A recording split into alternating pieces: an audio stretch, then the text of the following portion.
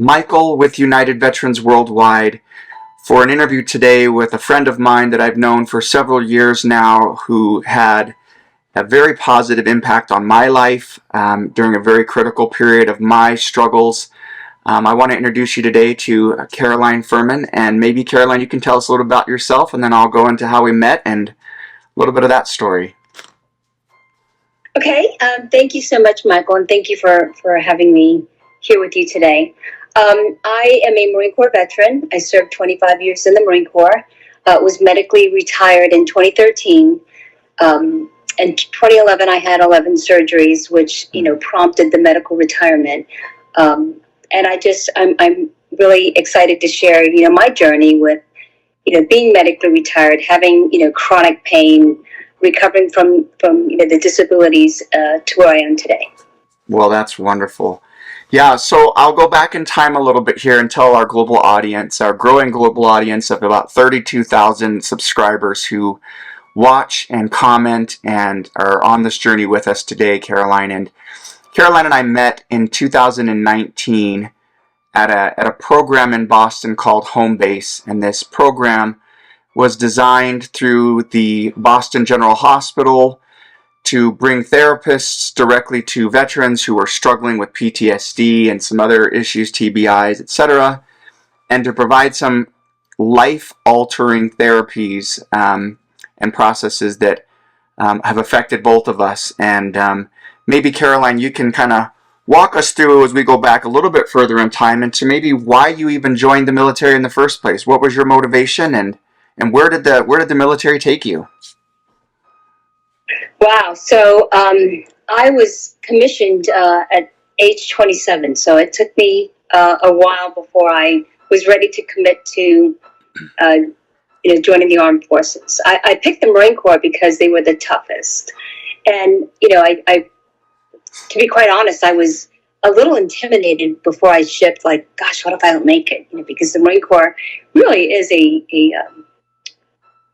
physically tough, their training is. So in 1988, I was commissioned and was only going to serve for 5 years. I wanted to serve my country.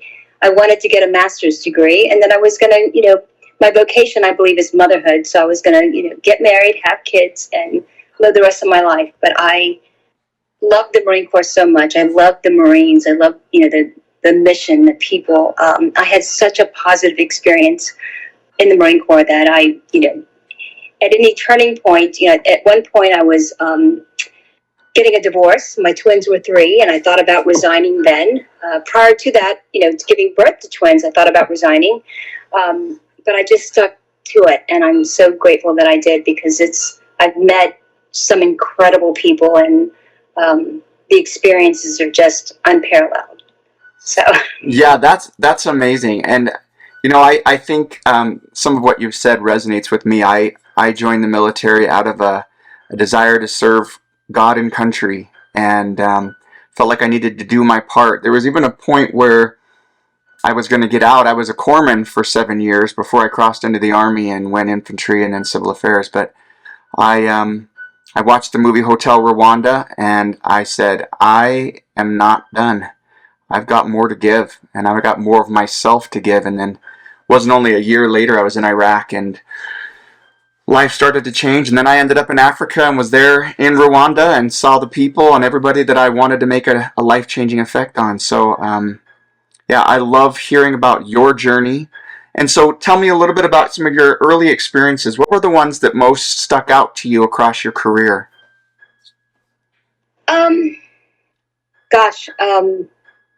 I did have the opportunity to be the first female Marine to be on a fast attack nuclear sub.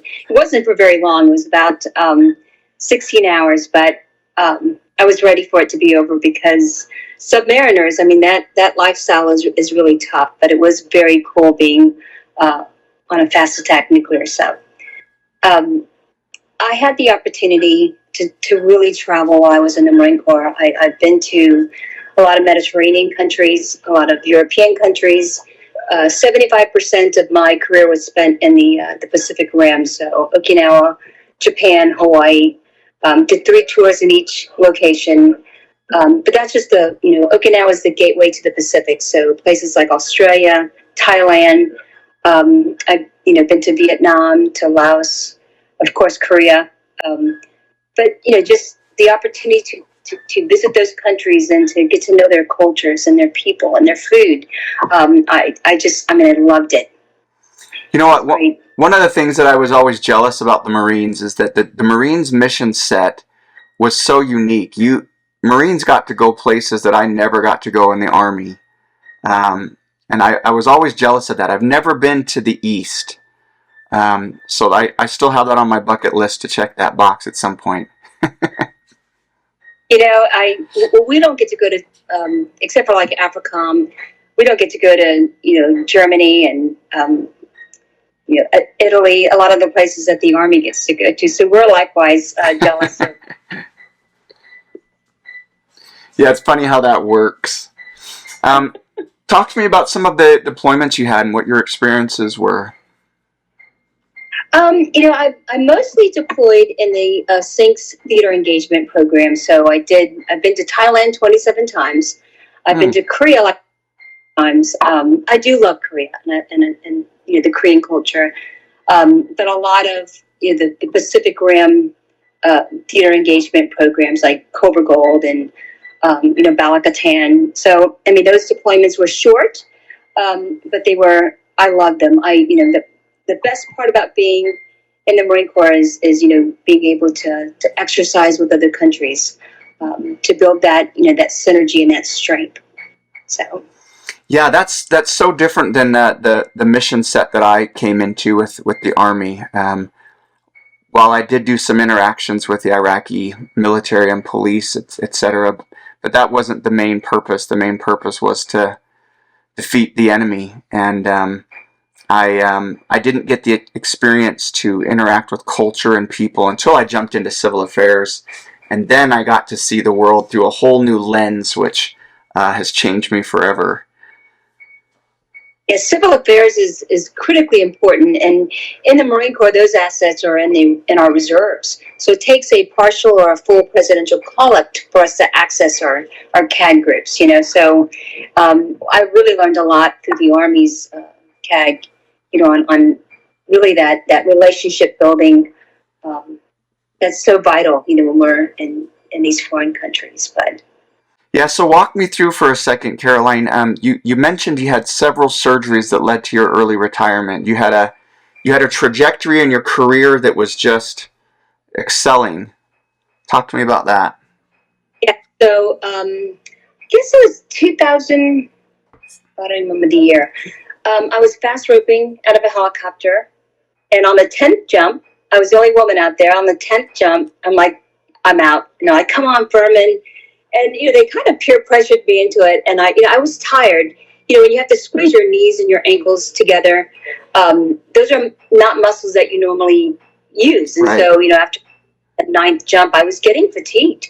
So I went ahead and, boarded the helo. And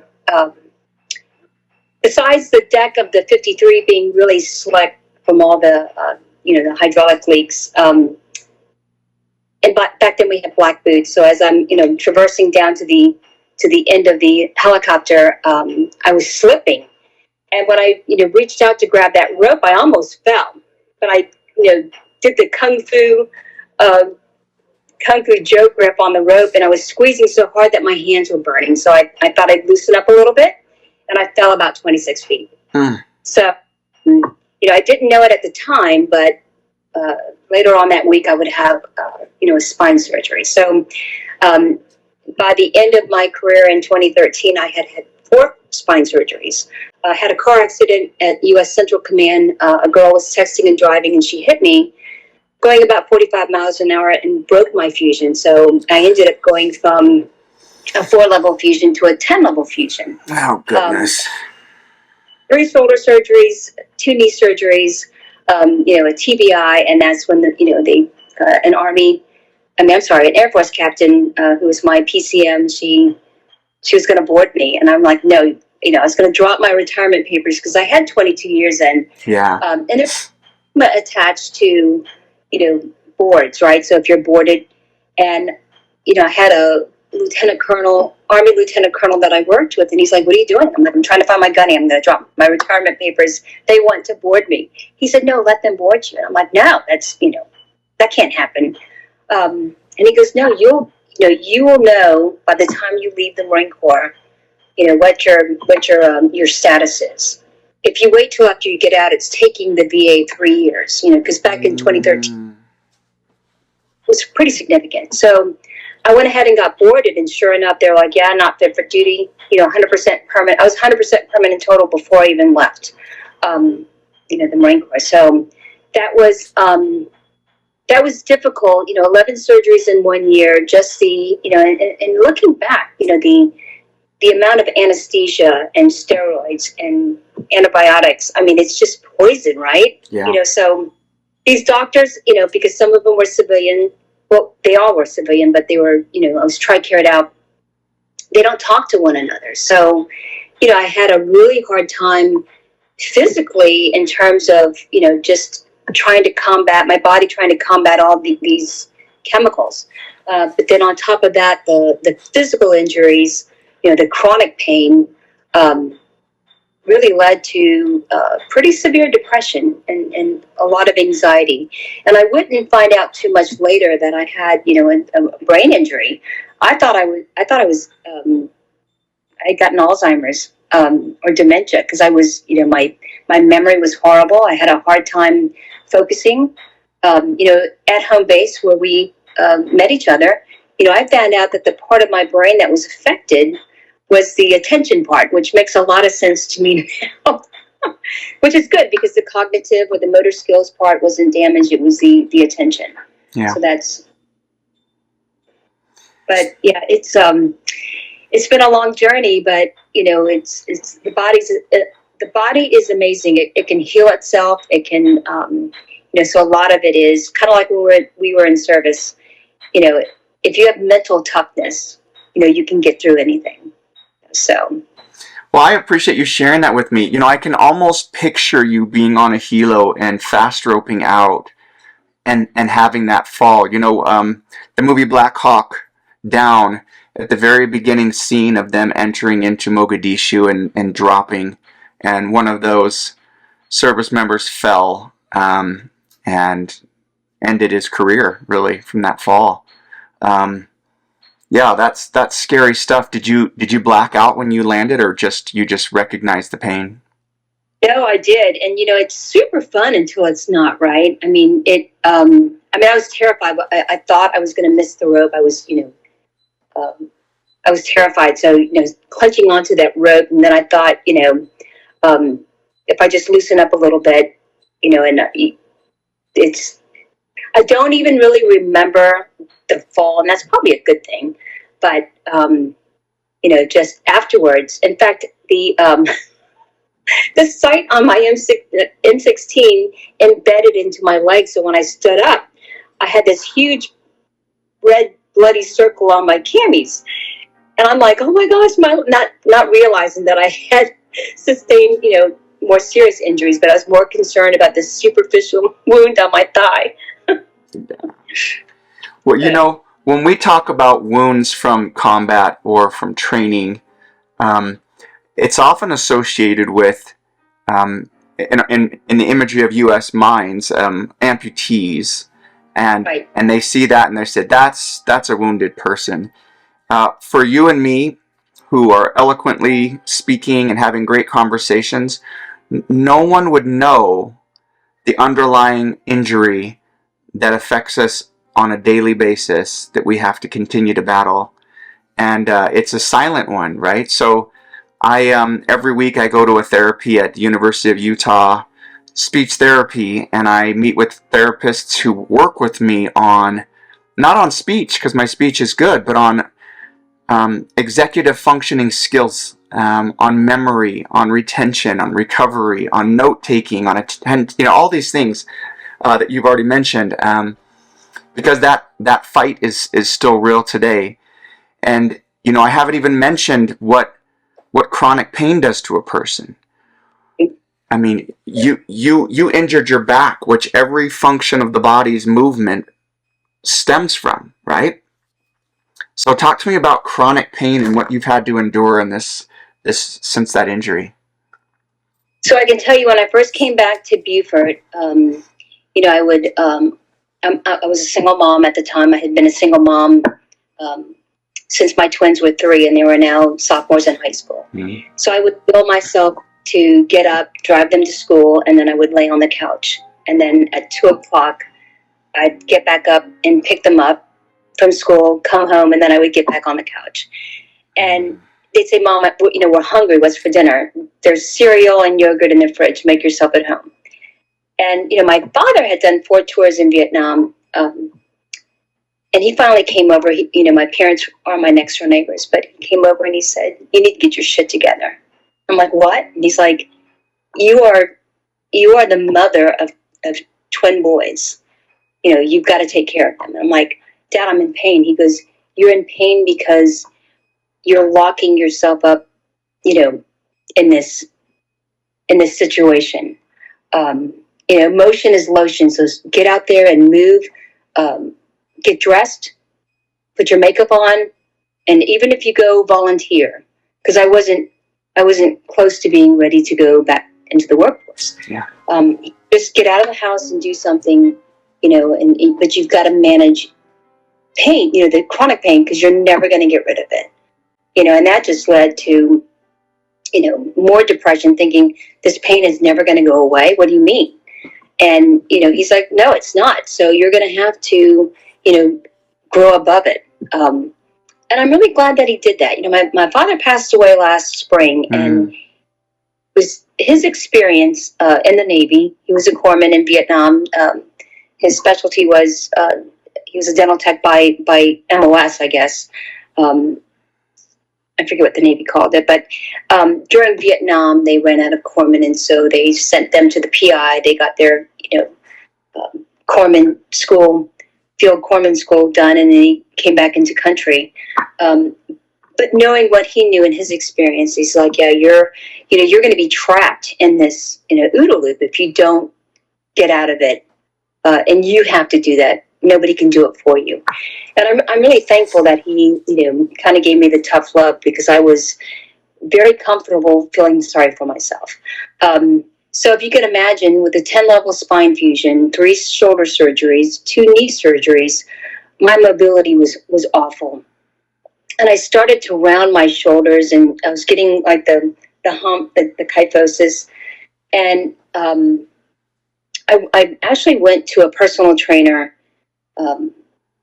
and I only wanted her to work on my mobility, to stretch these muscles, and to strengthen my back muscles in order to pull my shoulders back.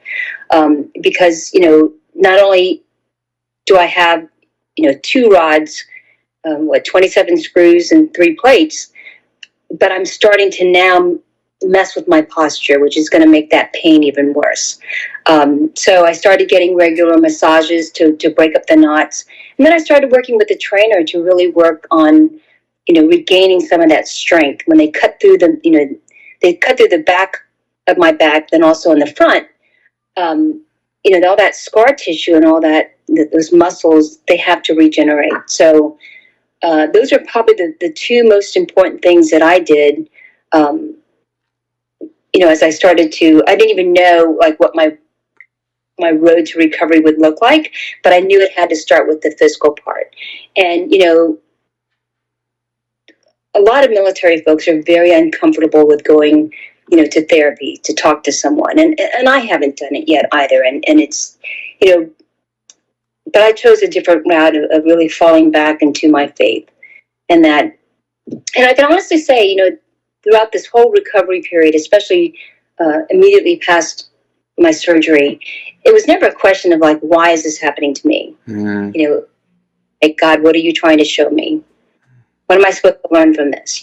So it wasn't, with every trauma, with any event, whether it's positive or negative, there's something good that's going to come out of it.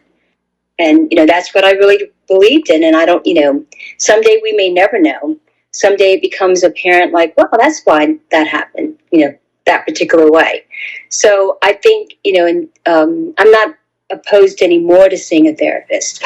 I've gotten past that, I guess, military phobia, but I really turned to my faith and to my, my Catholic foundation to say, okay, there's a greater power, and that's what I need to rely on.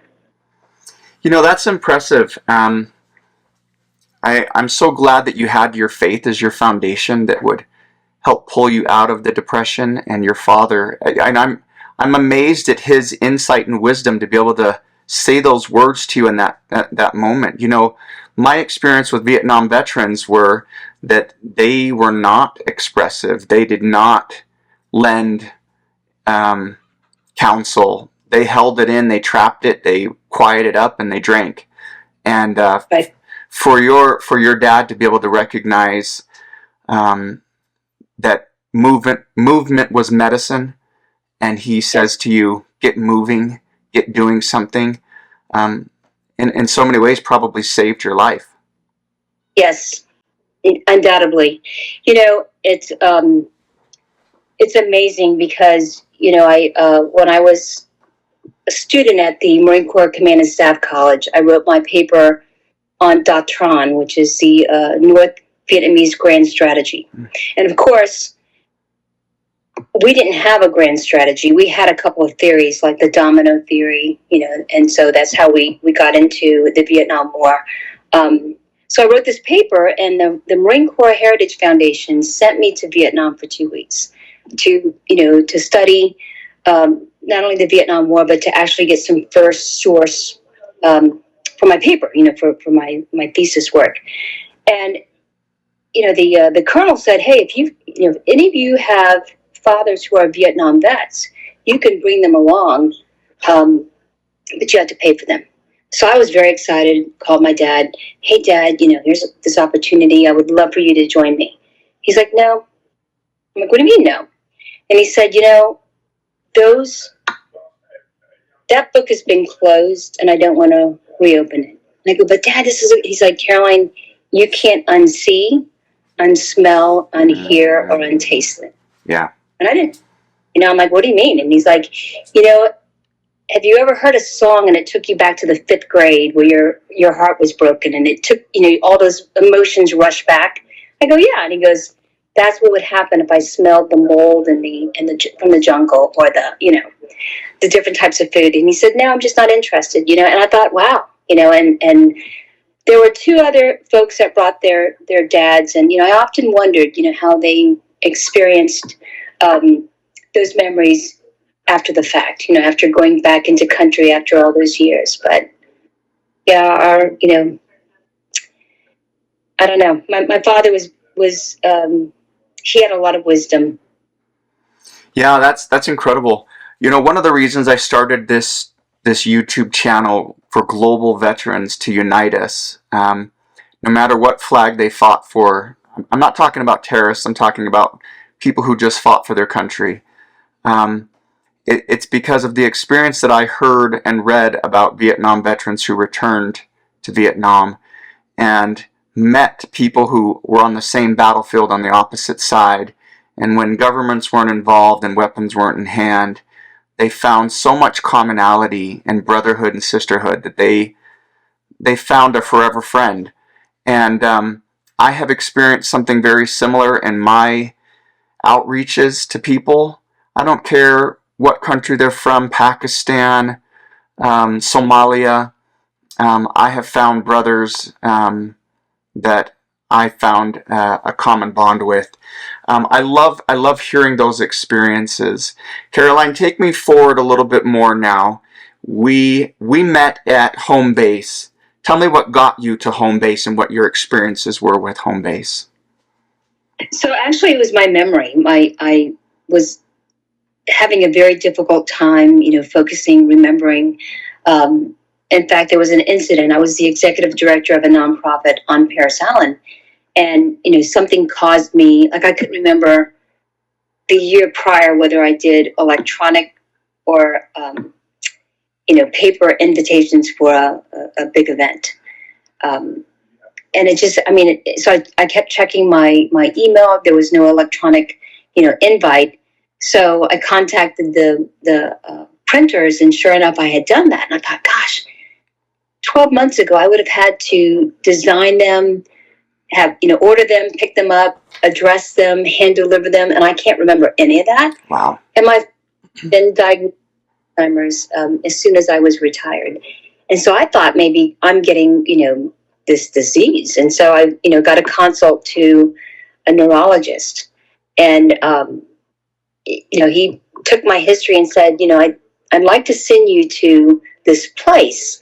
And I'd also heard from it through the Wounded Warrior Project, home base. And so, I kind of blew it off. And then the neurologist told me about it, and I kind of blew it off. And then Wounded Warrior Project had mentioned it. I thought, so I finally got in contact with them through a referral, and then they did the assessment over the phone, then brought us up for the couple of days and said, yeah, you're definitely a candidate. So that's how I got involved. It was kind of reluctantly, but I'm so glad that I did. It's such an impressive organization.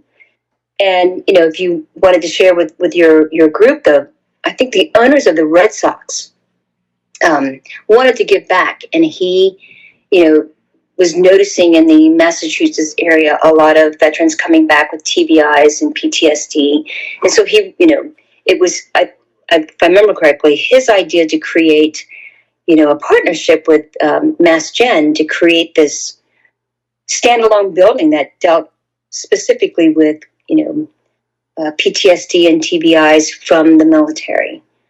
And, Wounded Warrior Project also got involved with it in the VA. So it's an amazing partnership of all these, for-profits, nonprofits, and government. So it's, I'm very thankful for them. Yeah, and I remember the first day when we all met as a cohort. I don't know if there were like 8 of us or something like that. Everyone was really quiet. We looked at the floor. We were looking at the door all the time. We were looking behind us. It was a wild experience to be in that group. Some of the most memorable moments were making our masks. Do you remember the masks we made? I think it's back here behind one of my books, kind of hiding. But we did this art project, and I was amazed when I had finished my mask and turned it around, and I'd covered half of the inside all black, as if it's broken. And several other of us had the same type of idea internally in the mask. And I was like, wow, so I'm not alone. Others are dealing with some of the same things. And then, Caroline, I think you and I reminisced on one of the direct exposure situations in the park. And maybe you can share your experience with that treatment. So, the fight or flight, a lot of folks that have these issues have that fight or flight. They can't turn that reptilian brain off. So one of the exercises that we both had to do was there was a Starbucks not far away, but at the busiest time, they would make us sit in that coffee shop with our backs to a lot of the activity. And that's probably one of the hardest things that I felt like my head was on a swivel. I was constantly, with a fused cervical spine, it was really hard for me to do that. But, it took, probably half a dozen times before I could relax enough to just sit there and we couldn't read a book or do something. We couldn't distract ourselves. We just had to sit with all this activity behind us. And then after, that exercise, they had me go out onto the harbor. Same thing, just sit out there with my back to the people walking and running and riding their bikes around. It was very difficult, but I think it's a great exercise. And even now, to this day, most military folks, when they go into a restaurant, they can't have their back to the door. Mm-hmm. And I intentionally will sit with my back to the door just to see if I can. But that was just the awareness of it, I think, was helpful for me. Yeah. I didn't even recognize that it was a thing. Yeah, I don't know that I believed it would make a difference when we were doing it. But I remember they walked me to the park that was under the bridge and Yes. sat me on a bench that's no longer there. They've redone that park. But there were two bushes on either side, and behind me was just clearly open, and there was a running track around the entire thing. Um, and I remember sitting there and doing the same thing. I was doing this the whole time. Every noise, every sound, I was turning around, and not realizing how much energy I was expelling or dedicating to this fight or flight after how many years? I mean, it was a long time. And then the words of the instructors hit my mind and were like, just control your breathing and close your eyes and just listen. And if the enemy's there and they're going to take your life right there, let it happen. Otherwise, recognize the reality of the situation is you're not in danger. And I closed my eyes and I heard all the sounds and I wanted to react, but when I didn't, it's almost like a clarity came to mind and was like, you're actually safe. You're in a safe space. That's right. And something triggered internally that started me on a trajectory of recovery that I could not have done on my own. I could not That's have. right. There's a lot of science that goes back into this. I mean, when I don't know if you had to take, I took like a battery of 17 to 20 different tests that test, your cognitive, your memory. So you had that big testing phase, and then you had, the group therapy with all of us, individual therapy, and then, I saw a neurophysical therapist every day, which was just amazing to me that, I'm like, well, what are you doing? And she's like, I'm rewiring your brain. Like, really? And she's like, yeah, I want you to do these exercises several times a day.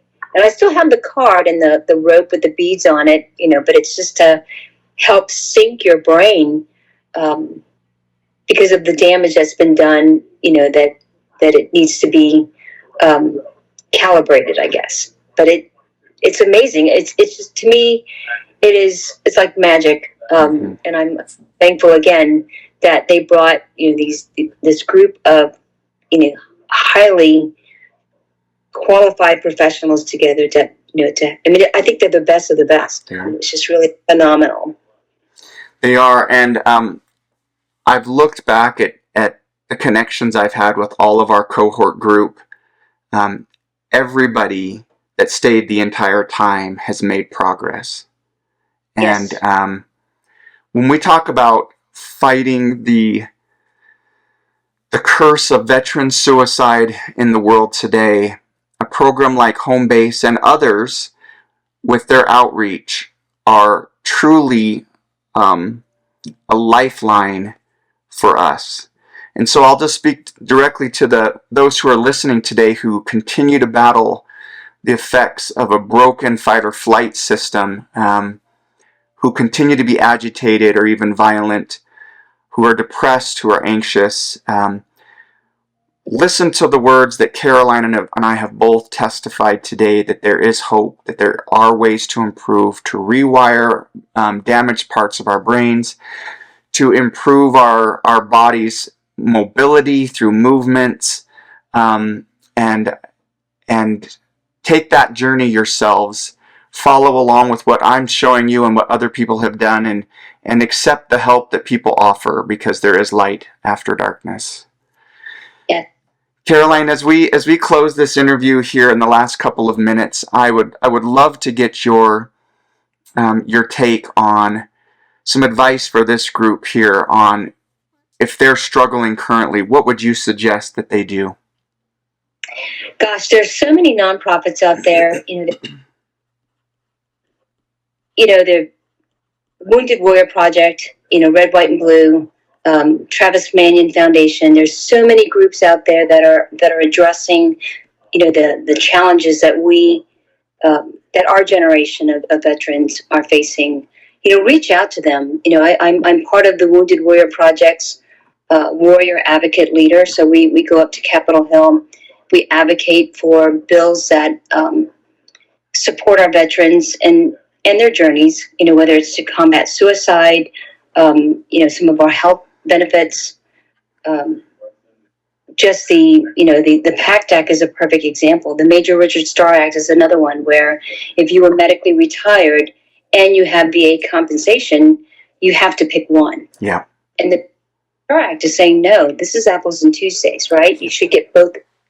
So, get involved with some of these nonprofits because they're just a bastion of support, and they truly want to help. They truly want to help you. And there's 4 different clinics. One of them is the home base that we went to, and there's 3 other ones. I think one's in Chicago, LA, and Florida, Atlanta. I think. Yeah. So, but there's places where you can go, to take some time off and get the treatment, that self-care that, and I would encourage everyone just to reach out to your local, Wounded Warrior Project or, any one of them, and they can direct you, or even the VA, your VA. The VA, I didn't mention this before, but when you talked about TBI and PTSD, I read a book this summer called Signature Wounds, and it was about the signature wounds of our generation are TBI and PTSD. And it highlights how much the VA has done to do the research to treat these really on the world stage. I mean, the VA has been the forerunners and what we talked about the other day, the concussion from an IED that's, 200 meters away.